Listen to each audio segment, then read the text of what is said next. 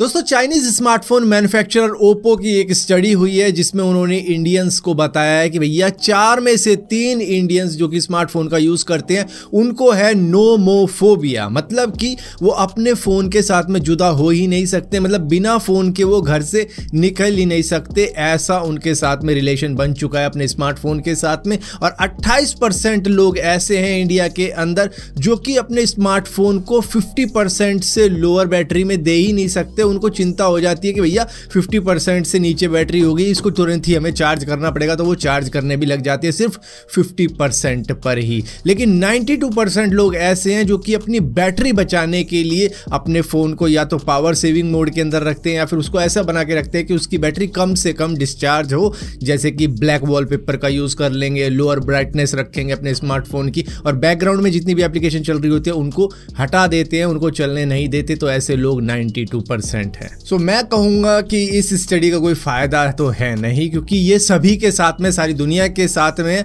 बिना फोन के आजकल मुश्किल है रहना। ये तो एक सच्चाई है। मतलब कहीं भी बाहर जा रहा हो कोई बंदा, वो एटलीस्ट बता तो सकता है मैं अभी यहाँ पे हूँ, मैं लेट हो जाऊंगा, मैं जल्दी आ जाऊंगा, या फिर कई बातें हैं जो कर सकता है। तो एक बात तो सही है, कंपलसरी है यार मोबाइल आजकल। दोस्तों जैसे ही एलोन मस्क ने ट्विटर को बाय किया था, आपको पता है इसका क्या हाल किया था, हर चीज़ पेड कर डाली, जिसके बाद में जैक डॉर्सी ब्लू स्काई के ऊपर तो काम कर ही रहे थे, उन्होंने भी इसको अनवील कर दिया और फिलहाल के लिए इनविटेशन बेस्ड सर्विस चालू कर रखी है। 2 महीने से लोगों को मतलब इन्विटेशन मिल जाता है तो वो इस प्लेटफॉर्म के ऊपर आते हैं। लेकिन ये जो इन्विटेशन है अब ईबे के ऊपर बिक भी रहा है, मतलब कि 100 से $150 ले रहे हैं लोग और कह रहे हैं कि भैया तुम ले लो, तुम इंजॉय करो ब्लू स्काई के ऊपर। तो इस तरीके की चीज़ें भी हो रही है यहाँ पर, मतलब इतना ज़्यादा पॉपुलैरिटी गेन कर चुका है। मतलब बीते सिर्फ 1 हफ्ते के अंदर यहाँ पर 50,000 यूजर्स ऐड हुए और वो सारे के सारे इनविटेशन बेस्ड ही थे। दोस्तों आर्टिफिशियल इंटेलिजेंस के मामले में चाइना को कोई भी बीट नहीं कर सकता। मतलब ये कह सकते हैं कि आप एआई मामले में ये ग्लोबल लीडर हैं, इनके आसपास में भी कोई नहीं टिकता है। इनके सर्वेलेंस सिस्टम देख लो, इनका फेशियल रिकॉग्निशन सिस्टम देख लो, या फिर एयरपोर्ट की फ्लाइट का टिकट कलेक्ट करने के लिए भी अपना फेस दिखाते हैं, बोर्डिंग पास मिल जाता है, फ्लाइट की डिटेल मिल जाती है, सब कुछ इनको अपने फेस से ही मिल जाता है। लेकिन वहां पर पढ़ाई भी अब एआई पावर्ड हेडबैंड के सहारे हो रही है, जहां पर इस तरीके के हेडबैंड बच्चों को पहना दिए जाते हैं जिससे कि उनका ध्यान ट्रैक किया जाता है कि इनका पढ़ाई में ध्यान लग रहा है या नहीं लग रहा है, या फिर इधर उधर बातों में ही ध्यान लग रहा है। हालांकि इसको काफ़ी ज़्यादा क्रिटिसिज्म मिला है, जिसकी वजह से कई सारे स्कूल के अंदर जहां पर ये हेडबैंड यूज़ हो रहे थे वहां पर बंद कर दिए गए। लेकिन इसका इफेक्ट काफ़ी अच्छा देखने को मिल रहा था कि स्टूडेंट का फोकस पूरा स्टडी पे रहेगा। सामने एक कैमरा लगा होता था जो कि पूरा ट्रैक करता था कि कौन सा स्टूडेंट किस तरफ में देख रहा है, कि किताब में ध्यान है या फिर इधर उधर ही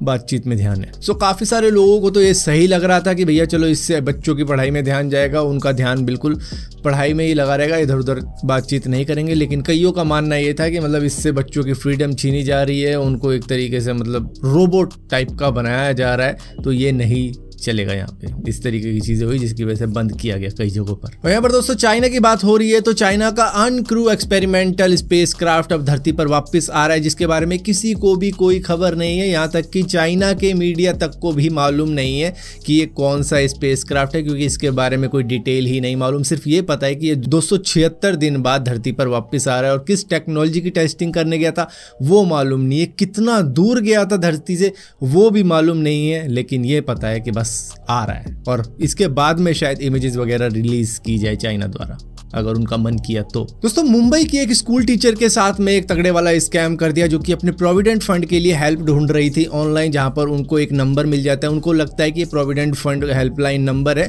जिसके बाद में जब वो उनसे बात कर रही होती है वो उनको कहते हैं कि एयरड्रॉइड नाम की एक एप्लीकेशन इंस्टॉल करो, और उसके बाद में वो रिमोटली इनके फ़ोन को एक्सेस करने लग जाता है, जिसके बाद में इनको कहा जाता है कि अपने बैंकिंग डिटेल भरो अपनी बैंक एप्लीकेशन के अंदर, जिसके बाद में उसकी डिटेल इनको मिल जाती है। बैंकिंग डिटेल एक बार जैसे ही मिल जाती है तो वो एक अनऑथराइज ट्रांजैक्शन कर देता है, क्योंकि वो इनके फ़ोन को एक्सेस कर पा रहा था तो ओटीपी का भी पता लगा लेता है और इनके मोबाइल से 80,000 रुपये स्कैम कर डाले जाते हैं। तो हमेशा कहा जाता है कि भैया नंबर जब भी ढूंढो किसी हेल्पलाइन का ऑफिशियल साइट पर ही ढूंढो, ऐसा नहीं कि गूगल पे जो सबसे पहला नंबर मिल गया वही असली हेल्पलाइन नंबर है, क्योंकि इसी वजह से तो कई सारे लोग फंसते हैं जो कि गलत सलत नंबर लेके उनके कॉन्टैक्ट में आकर अपने आप को लुटवा बैठते हैं। और अगर स्कैम की ही बात हो रही है तो व्हाट्सएप के ऊपर इस वक्त में इंटरनेशनल नंबर से स्कैम किया जा रहा है, जहां पर आपको पार्ट टाइम जॉब देकर वो कुछ ना कुछ स्कैम आपके साथ में कर लेंगे। लेकिन व्हाट्सएप को अब इस बारे में अच्छी तरीके से मालूम काम चल चुका है और आने वाले वक्त में वो ऐसी अपडेट देने वाला है जिससे कि अननोन नंबर वाले आपको व्हाट्सएप के ऊपर